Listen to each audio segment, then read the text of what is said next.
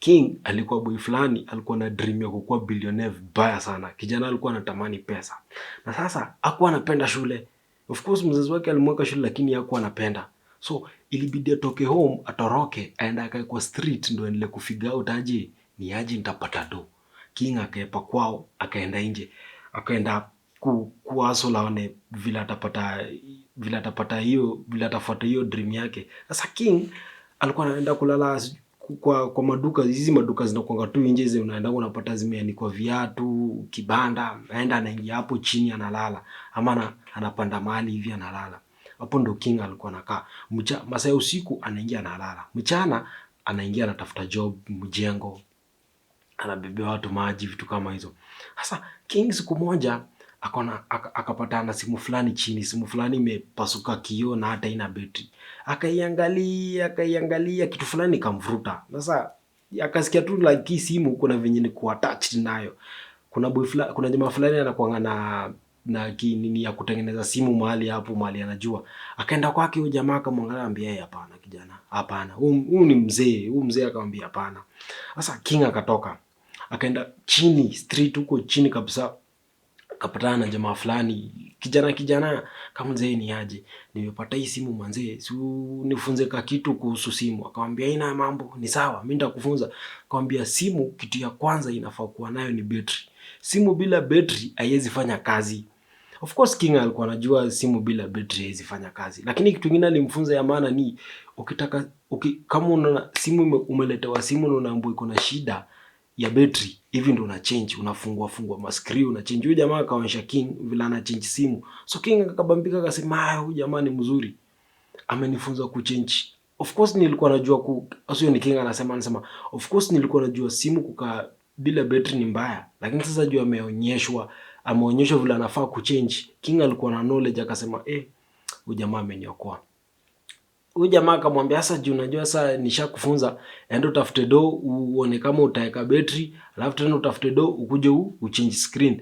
King akaenda akalala, akatafuta chuo fulani akaingia akalala.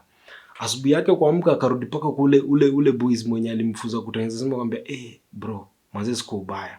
Of course mimi niko hapa nje sina kitu yote. Alimficha, alikuwa hakumwambia aliyepa home, alimwambia mimi nimekaa tu huku nje, sijawahi jua kwetu, sijawahi jua kitu, so manze nifunze tu hii kitu ya simu, hata kuchange hata screen na vitu zingine zenye unajua. Huyu jamaa akamwambia ina mambo, akamfunza kila kitu yenye anajua. So King akafunzwa kila kitu kuhusu simu. Miezi kapita, bado King analala nje. Huyu jamaa akaanza kumwambia, sasa juni kama umeiva, acha nikupee kazi. Akaanza kuita King, anampea job. Anaita King, anampea job. Anaita King, anampea job. King anasafisha screen, anatengeneza screen, anatengeneza betri, anaunda tu kila kitu. Inakuwa fiti. Huyu jamaa akamwambia ni sawa ni sawa. So King ile pesa anapewa, kumbuka nalala nje. Akaamua, sasa hii pesa niko nayo, nitafute simu, ninunue simu. Lakini akasema hapana, siwezi nunua simu na nalala nje. King tena akafikiria akasema, ama maybe nifanye kitu kingine. King akakaa tu hivi chini kwa hiyo shop ya jamaa, akajaribu kuangalia around, akashindwa atafanya nini.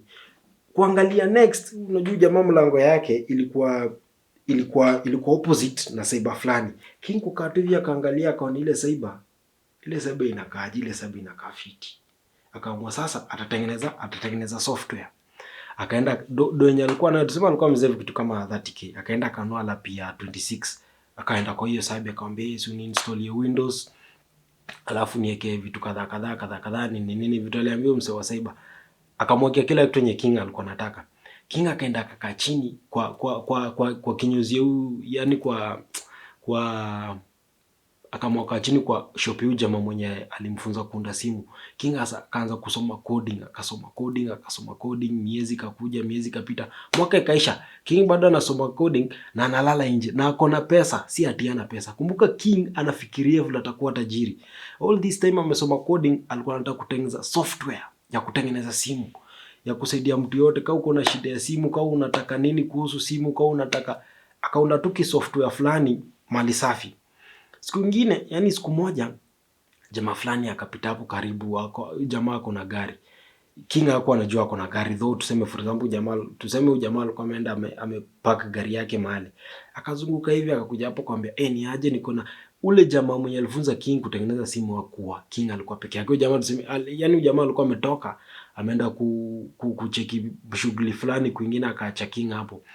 King akabaki hapo. Huyo jamaa akakuja akamwambia, simu yangu iko na shida, unaweza nionea? King akaiangalia, akashika simu akaiangalia, akageuza geuza, akafungua, akatest vitu, akamwambia, simu yako iko sawa, lakini ni battery ime cool, ndio maana inaisha pia moto haraka, inazima haraka.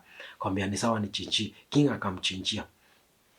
Ile software ya King yenye alikuwa anaunda haiko imeisha, alikuwa ameiseti mahali, coding inaendelea alikuwa ametengeneza hiyo coding inaendelea kujirite, si ndio?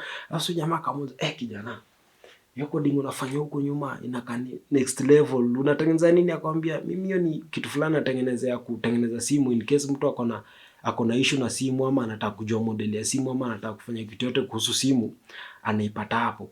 Jamaa akaangalia King hivi akasema, akajiambia ndani ya moyo, kijana nikaa kuna potential fulani. King akamtengenezea simu, huyo jamaa akaenda.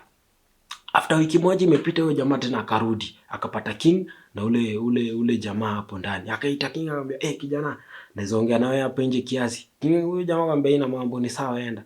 King akatoka nayo, jamaa akamuuliza, ile software ulikuwa unatengeneza inaendelea aje? Akamwambia, hiyo software iko fiti lakini iko complete. Akamwambia, ina shida, fanya aje? Mimi ni investor, naweza invest kwa hiyo software yako. Akamwambia, haina mambo. So kitu yenye King alifanya, alichukua ile software, huyu jamaa kanunua simu mpya juu yako, anataka in case kama kutakuwa na shida ikue hacked kwa simu yake, vitu zake ziende kuonekana. Akanunua simu mpya. King akachukua hiyo software kuna venye install kwenda kwa simu hiyo jamaa. So jamaa alikuwa anaenda tu anajaribu kuiangalia, anajaribu kutumia, na iko fiti, akapata iko na maishu kadhaa. Akaita King mahali fulani kwa wadosi. King akaenda. King akafika akamwambia, boss, unaishi nyumba fiti, hata mimi ndo maisha natamani. Akamwambia, hii maisha utaikaa kulingana na decision yako yenye utamake saa hii ndani hii nyumba before kanyaga tena nje ya mlango. Wakaenda wakakaa chini kwa dining table. King akaletewa coffee, akachukua akaanza kukunywa. Wakaanza kubonga na jamaa. Jamaa akauliza King, sasa wewe hii software umeunda nataka uniuzie. King akamwambia, hapana, siwezi kuuzia. Hii ni kitu yenye nimeweka effort yangu yote, 100% effort hapa. Akamwambia, sasa tafanyaje juu hizo hii kitu umeunda iko fiti, so na niko na mtu naweza mpelekea aenda iangalie vizuri, aianalyze, atengeneze makosa yenye kwa ndani, alafu tuitoe kwa market. King amwambia, ina shida, wewe tafuta msee, alafu wakati imeshakuwa tafuta msee, tuone venye kutakuwa, alafu nione nitakupatia percentage ngapi kwa hiyo utakuwa kula percentage ngapi kwa hiyo software. Wakakubaliana jamaa akaita msee wake, akachekio nini software vizuri, akaona iko na mashida. Huyu jamaa alikuwa anatumia software inaitwa Linux, na nani alitumia Microsoft. So jamaa akasema hiyo ina issue, akaitransfer kwenda kwake, akaipiga coding mbio, ikakuwa. Wakaituma kwa masimu, kila mtu wakaelewana, hao watu wote watatu wenye wako hapo watume kwa masimu zao waende waanalyze. Wakaitumia hivyo for 3 weeks, wakapata iko sawa. Wakaamua kuitoa kwa market. Vile walitoa tu hivi kwa market, manzi na kuambia hiyo kitu ilisell vibaya sana, ile design hata King mwenyewe hakuwa anaamini. Nakwambia kila msee alikuwa anaichukua, huyu anaichukua, ule anaichukua, juu sasa iko fiti, iko na kila kitu enye unatamani yenye kwa hapo ndani. So King akakuwa tajiri within an instant, yani from nothing to something. King alitoboa kwa life jo.